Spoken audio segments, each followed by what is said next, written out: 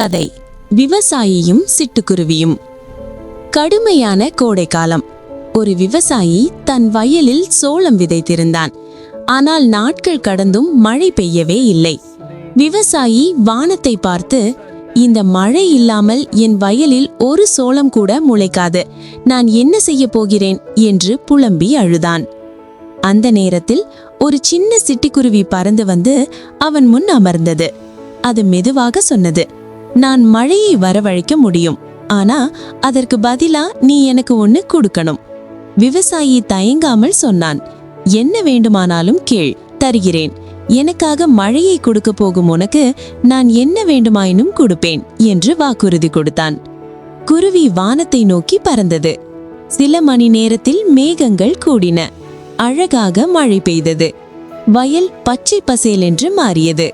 சோளம் உயரமாக வளர்ந்தது. விவசாயி மகிழ்ச்சியில் திளைத்தான்.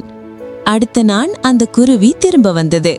அது பணிவுடன் கேட்டது, நேத்து சொன்னது போல நான் உன்னிடம் ஒன்றை மட்டும் கேட்கிறேன், ஒரு சின்ன சோளம் மட்டும் தா என்றது.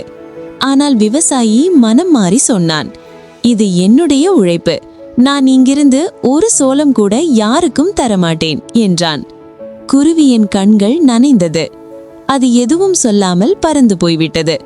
சில நாட்களில் மழை நிறுத்தியது. வயல் மெதுவாக வறண்டது. பயிர்கள் காய்ந்தன. அப்போதுதான் விவசாயிக்கு புரிந்தது, நன்றி மறந்ததின் விலை மிக பெரியது. ஆனால் என்ன செய்வது? இப்போது அவனுக்கு உதவ யாரும் வரவில்லை. குட்டி சுட்டீஸ், உதவி செய்தவரை என்றும் மறக்கக்கூடாது. சிறிய உதவிக்கு பெரிய நன்றியா இருக்கணும். ஓகே ஃப்ரெண்ட்ஸ், கதை பிடிச்சிருந்தா லைக் பண்ணுங்க. மறக்காம நம்ம சேனலை சப்ஸ்கிரைப் பண்ணிடுங்க.